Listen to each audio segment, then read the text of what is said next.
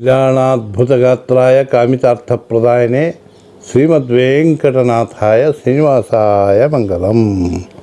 ಶ್ರೀ ಗುರುಭ್ಯೋ ನಮಃ. ಹರಿ ಓಂ. ಕುಂಭರಾಶಿಯ ವೀಕ್ಷಕ ಬಂಧುಗಳಿಗೆ ಸ್ವಾಗತ.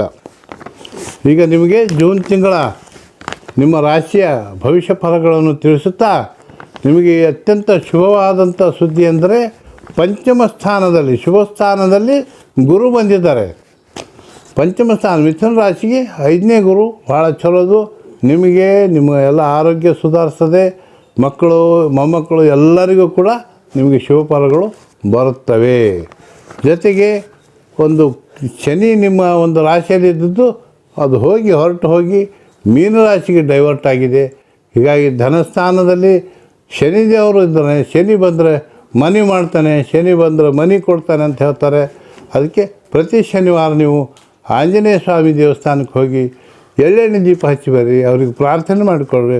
ನಿಮಗೆ ಸಾಕಷ್ಟು ಧನ ಲಾಭಗಳನ್ನು ನೀಡುತ್ತಾರೆ.